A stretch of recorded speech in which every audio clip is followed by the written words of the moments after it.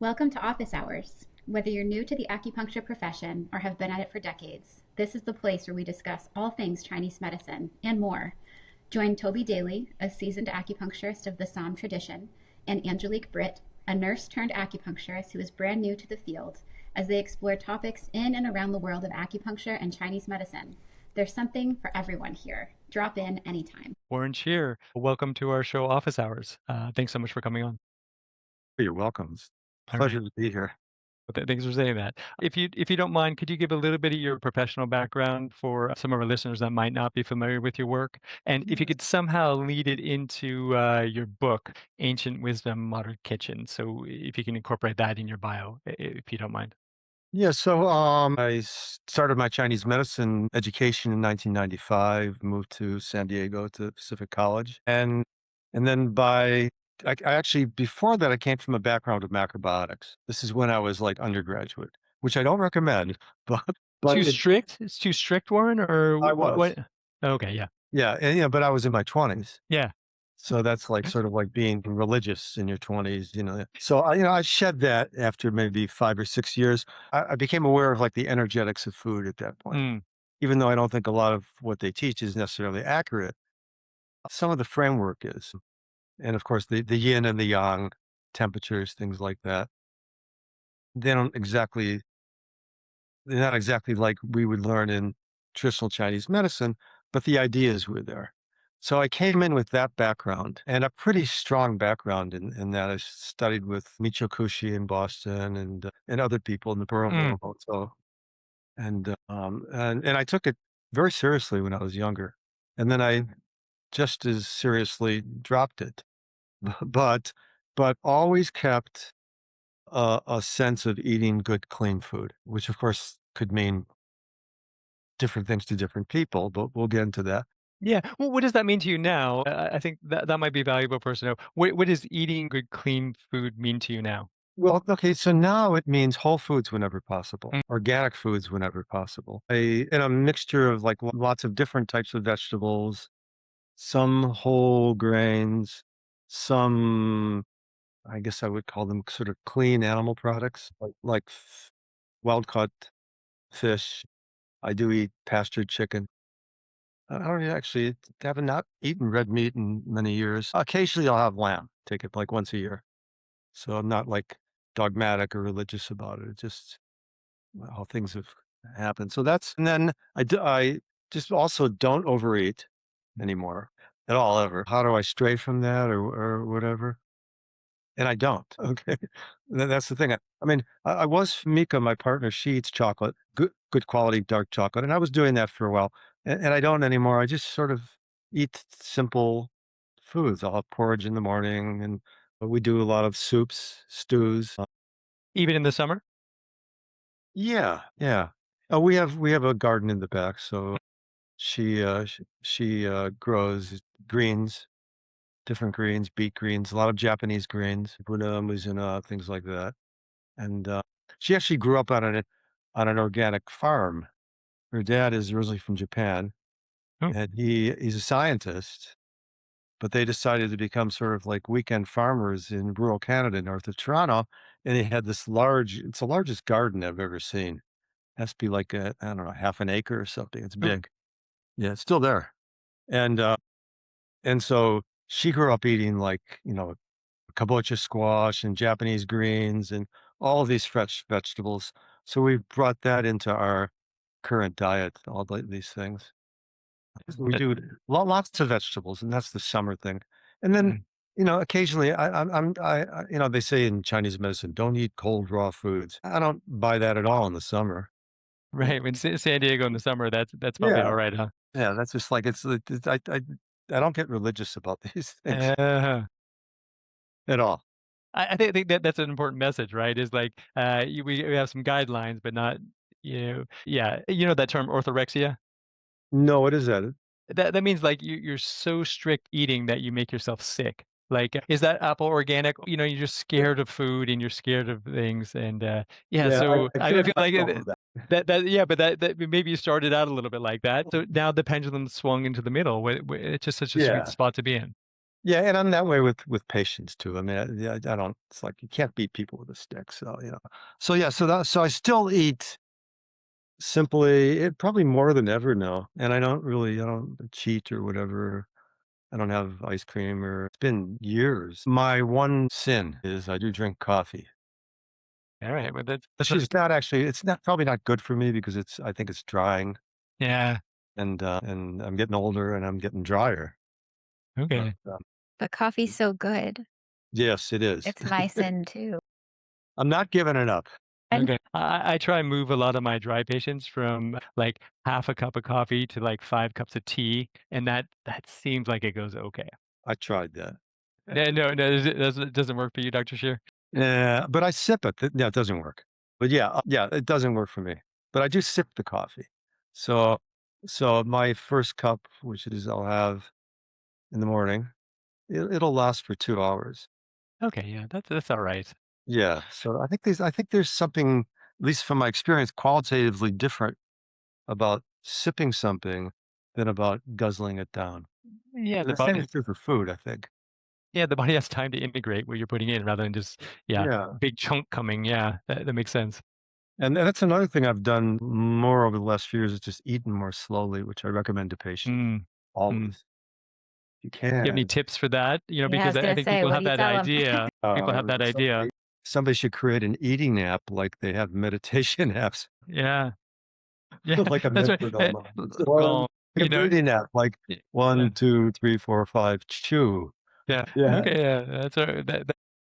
Yeah. I mean, I don't know. I just gently try to suggest that as I do to myself. Because my mother used to say, chew your food. And I didn't. Okay, all right. But you finally got around to taking that advice. That's Yeah, fantastic. now I do. Yeah. What about what led you to writing your book? Yeah, so there was a need. I mean, first of all, that's a really good question. This goes back, God, it goes back to like 2005. And and I had been out of school and I'd been teaching for 5 years at that point at Pacific since 2000. And everybody there, all the students ate pretty crappy food. I mean, there were some exceptions because it's Southern California. But I mean, there were food machines in the student lounge with any, I mean, you name it, candy, potato. There wasn't anything healthy in there. No miso soup dispensing. No, no seaweed. And these are things, by the way, I still eat miso soup and seaweed. But anyhow, so just horrible. People were just, just mindless. Nobody really took, the students really didn't take care of their health. And so I guess maybe at that point I was a little judgmental about that, less certainly more so than I would be now. But I thought, okay, there's a need for really exploring how do we get people and patients and practitioners to become more aware of just good food, good diet. And I noticed, there were books out there like Paul Pitchford's book. Mm. What is that book again? Healing with Whole Foods. Yeah, but I don't really think he had a legitimate background in Chinese medicine, and there weren't any recipes in there that were like usable. Uh, Just take this, mix it with that, cook it. Whereas I think, in terms of like cooking, you need, at least I need, and I think most people need a very step-by-step process to effectively create the food, right? If you yeah, can want to make it taste good. So that was really the goal, was creating recipes and make it usable to the practitioner, but also to the patient. yeah. And I think it only touches the surface in some ways, but that was the start. And then we went the conventional route. And so we got came up with a book proposal first, found a representative. What do you call them? Agent. Agent. Yeah, we got an agent. And that was a whole process that took months because he had to send them a whole bit from the book, which they, like 40 pages or whatever. And then eventually the agent found us a couple different publishers. And this was a slow process. And we took the publisher that gave us the largest advance. That's a pretty good metric. It is, except for the other publisher was more adept at, like, I think it was 12 Speed Press or something. But they're great. Yeah, that was the one we didn't use. Oh, shoot. And they're more adept at cookbooks. So I don't know. It is what it is at this point, or it was what it was. Mm. So anyhow, so that was the process. And then having to like, God, countless, we had to test and taste every recipe. So I think we did every recipe 3 or 4 different times to Ooh, make sure it was really down. that sounds delicious. It seems like It you're was, complaining but it about was that. That sounds delicious. a lengthy, a Yeah. lengthy, delicious process. Yeah, that's what your book is a perennial favorite in my waiting room, and I think that's why because people really like the recipes, and they especially like the index in the back, so they can look up something that's going on with them. They have a common cold, or they Yeah. have a little bit of constipation, and then you even have one of your index ones is like for maintaining your beauty. That's been really popular. Those recipes. Oh, those are from Yuan Wang, she's actually, she was a senior doc at Chengdu, Oh, great. probably before you were there for a little bit, right? Yeah, I was Yeah. there in 2002. Yeah, and she was there in the 90s, and she Hmm. was a senior doc there, and I mean, she's from Chengdu. You're lucky every recipe wasn't hot pot. Good. I've been to her house countless times for hot pots, so Okay, yeah. that's another one of my things that I probably eat too much of is spicy food, Okay. but that's a whole other thing, Sichuan food especially. Okay, well, So you look really well, so you're weathering that heat pretty well. yeah, I do take care of myself. I can say that. I actually do. Yeah, so that was the process, and Yuan was is a wealth of information in terms of knowledge about especially foods from China and the nature, the taste, temperature of the different foods. And Warren, if you don't mind, I know there's sometimes a little bit of controversy. I know from my own experience looking at the different texts, like the nature of the food, especially like it seems like the Materia Medica is pretty well set, right? Boha is always going to be cool, right? yeah, Foods is always going to be hot. But I know for food, there's sometimes some discrepancies from different texts. How did you guys navigate that? yeah. So I think what I did or we did is just go with a Chinese source on it, But and even sometimes those conflict, right? yeah, and then just loosen the sphincter in the lower burner. Well, I think I'm sorry what you're talking about, but so you guys tried to just be not get too uptight about making Yeah, sure you had it exactly right. If it was slightly cooler, cool, you guys just went, yeah, whatever. okay, all right. But Yeah, I think, because, it's just like usually, does it really matter? I mean, because, if you have like a herb formulas, right? You're going to have a formula with 7 herbs in it, and it's going to clear heat. And there's going to be an herb in there that's slightly warm and should be yeah, what it is, so, right? So, this is how we started talking about that pendulum swinging, right? So it is really nice to get something closer to the middle. yeah, that's really it.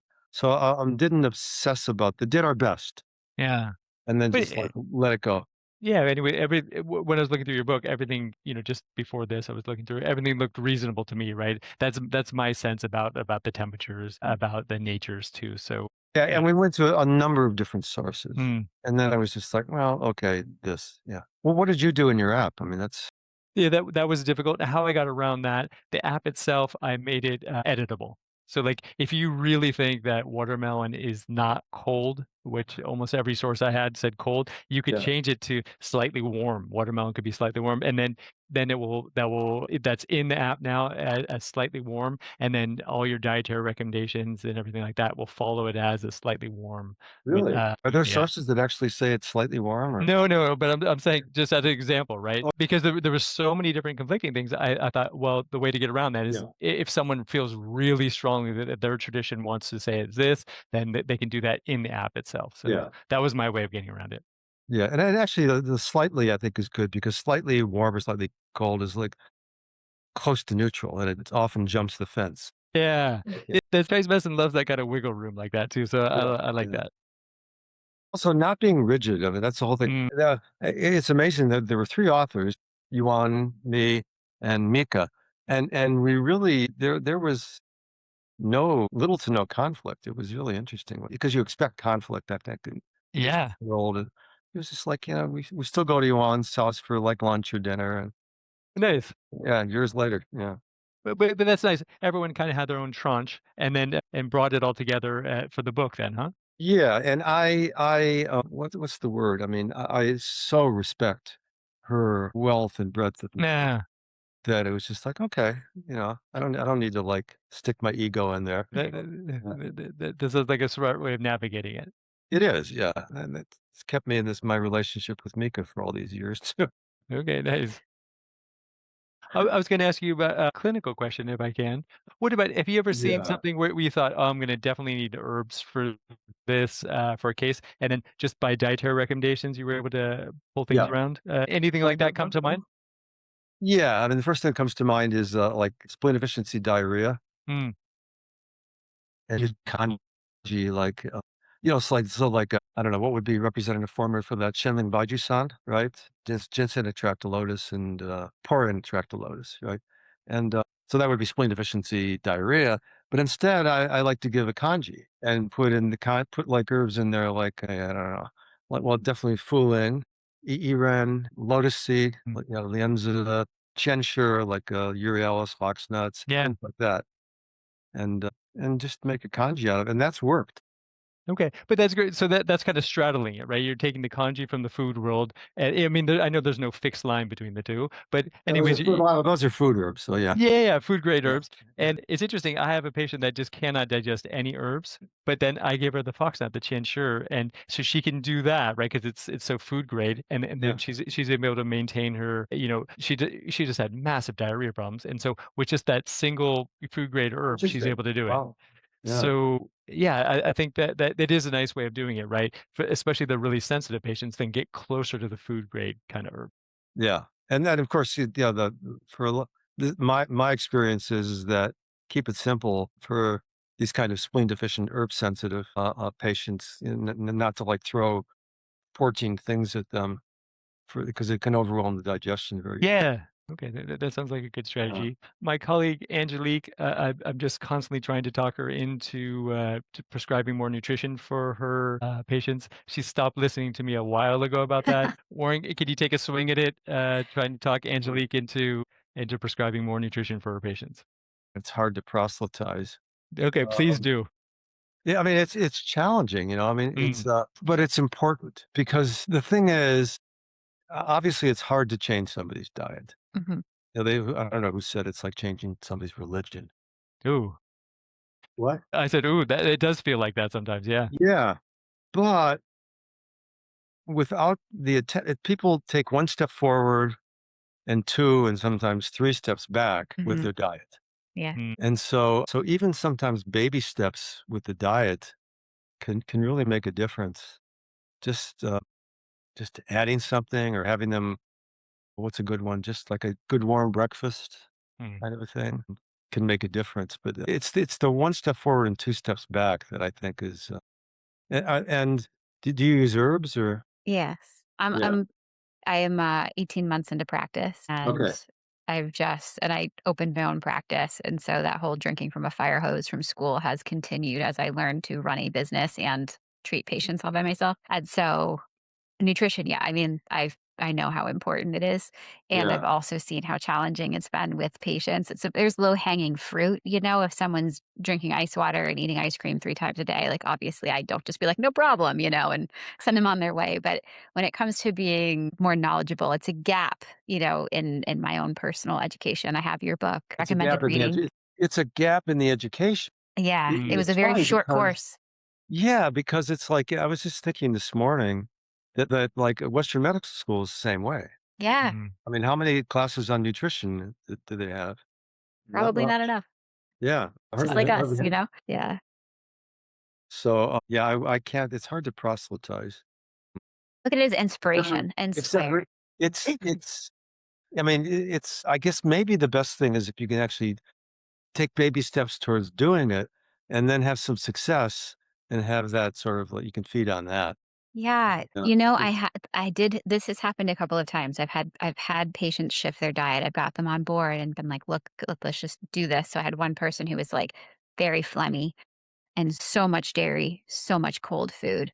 And so she quit for like a month's time. We did some alternatives, did nut-based dairy, things like nut milks and stuff like that. She got so much better.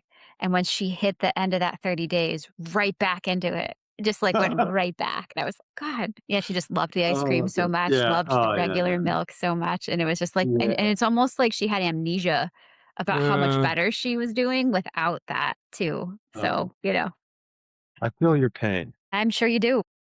There's it's challenging. That's all that I'll Yeah. say. in her defense, cheese is delicious. What? He's sure. Yeah, in her defense, cheese is delicious. It was ice cream for this person. I Okay, mean, the ice cream was but that's also serious. delicious.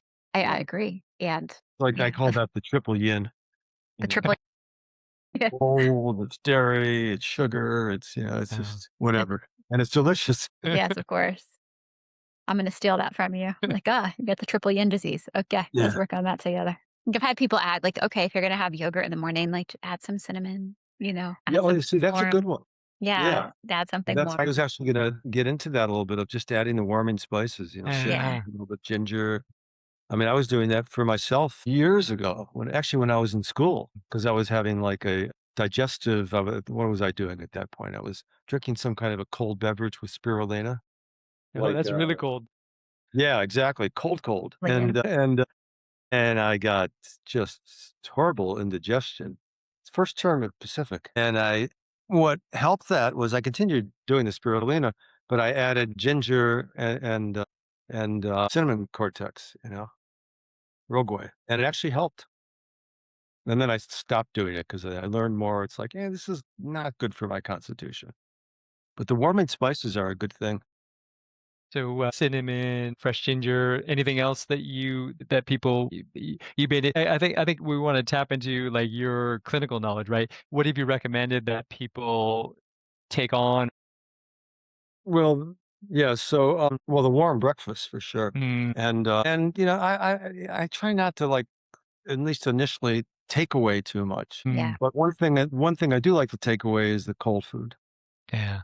Yeah, because I really believe is injurious. What else? except in summer, cold food's okay, Except in raw the food. summer, yeah. Yeah, But in everything in balance, right? sure, Yeah. sure.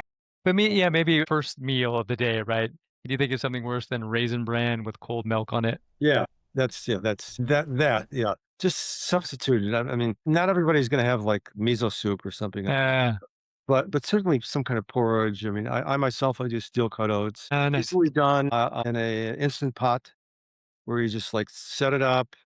I put what do I put in there? Some warming cinnamon I put in there, warming spices, goji berries.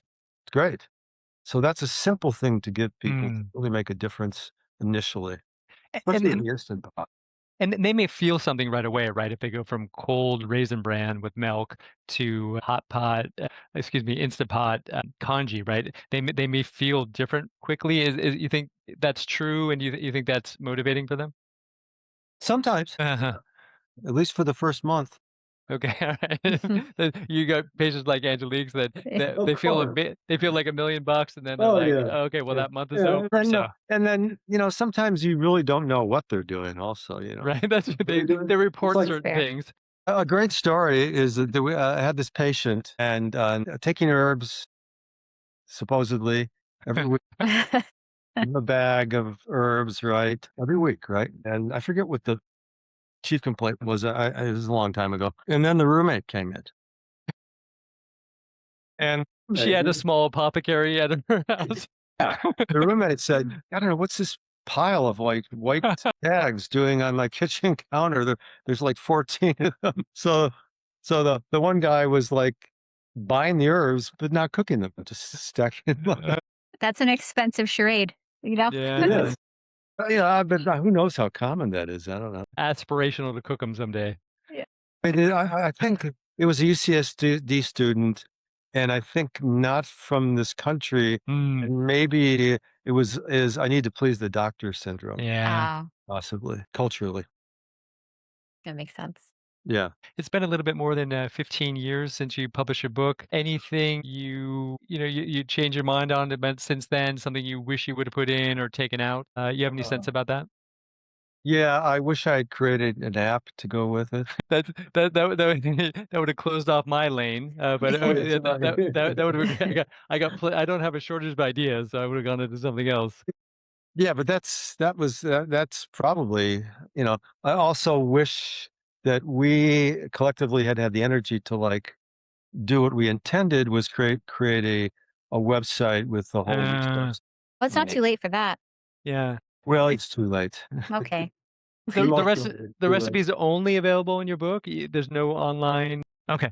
Well, we ran out of gas, and Nika changed couple jobs a couple times, and we moved twice, and it's just life shifts. Yeah. And then other stuff happened, and we just don't have the bandwidth really to do that. But somebody should. And I had like just a whole God. I taught the Eastern nutrition class specific for a number of years, and one of the school projects was to create recipes on my it's all on a hard drive now, so it's still there. Yeah, I wish we had done that. Yeah, We could have an intrepid colleague reach out to you to put that out there. I would give it away. Yeah. Okay, nice. Definitely. Yeah. So that's what else would I have done differently? Probably lower my expectations. Well, I mean, they're about actually making a difference with, it's so hard to make a difference with diet. It's painfully difficult. And so in that sense, But everybody would be like me. okay. Really, it's like in some ways, I mean, God forbid, but in the way of like, I'm actually, even though I'm sort of a wild and crazy guy, it's not hard for me to like stop eating something except for coffee. And that's pretty much it. Other than that, it's like, oh, okay, I'll do, or to start eating something. I can just do it. And not everybody's like that. This may be comforting to you though, because so many of my patients have gotten your book and cooked several of the recipes out of it. That's, I mean, at least anecdotally, I'm hearing about that your book is making impact on my patients. So I think there's significant impact, right? But That's really good to know. yeah, I mean, really, because sometimes I reflect, why am I doing all this? I mean, we all reflect in that way somehow. But there is that sort of, I guess, ripple effect that goes on uh, that's nice to know. yeah, I heard this. You can never measure the impact of a book. It just goes out and out, and then you can never measure where it stops, right? Because then that person might make that recipe and then share it with their friend. It may just ripple out forever. Every meal is an opportunity to enhance or degrade your health. And so, and so each time that people choose to not degrade their health but enhance it with a meal, then that's good. And then your book really gives a nice clean framework. And, I mean, like you said, it's hard to change, like changing someone's religion is like changing their diet. So it's nice to have something, your book's beautiful and organized well. So it's, they have a framework where they could kind of do that. I think another thing that just came to mind around that is I think I would have gotten into more like the idea of mindful eating more, because I think that's so important. Like slowing down, eating at the same time every day, pretty much, not overeating, and really slowing down and breathing and chewing, that kind of more, making it a more of a personal ritual with gratitude also. Yeah. Like a sense of, this is just my personal ethos of connectedness to the food and appreciation for where it came from, who grew it. Does that make sense at all? Or? Yeah, Yes. and that doesn't sound like a personal ethos. That sounds like biology and physics, right? Yeah, that to stay alive, you have to have these people helping you to get this food. So I think Yeah. it just that's reality. So I think a little nod to reality, I think that's a nice way to eat. Particularly in the But just also distracted world we live in, where everyone yeah, has a I mean, don't eat screen or while you're something in their talking ear. or yeah, Yeah. and walking around eating and talking on the phone, and you don't have a phone, but you're not going to ever eat while you're on the phone. That's right. That's one safe thing for me. I was just envisioning anyone who was listening to this show or watching this show guiltily continuing their meal right now. So Well, I always joke with my students, like I teach on Zoom, but it's like they're eating, and I'll talk about whatever it is, spleen cheating deficiency and indigestion, and it's just like, and don't eat while you're driving, don't eat while you're in class, etc. But also walking around and also the idea of eating communally, which I really Mm. think is important. That's a What personal thought. what about eating communally? Can you unpack that a little I bit? think there's value to that, like Mm. like in a social setting, Mm. sharing food. At least that's my personal experience, and I recommend that to patients. I mean, obviously, if you live alone and you don't have any friends, it's not very. Yeah. But it is a way of sort of sharing the experience. Yeah, it seems like we've been eating communally for so long too that it's a recent thing that we just look at a screen and eat. Yeah, That's or it. the television set. Or see, I don't have a television. Yeah. I don't have either one, Warren. So I'm still ahead of you. Where's my phone? I'm gonna smash. Okay, then we'll be even. Good. Warren, thanks so much for spending a little bit of time with Angelique and I in office hours. And I really recommend everyone check out your book. Thanks so much for your time, Warren. Thanks. Pleasure meeting you both. It's great. Yes, Real pleasure. likewise. Thank you.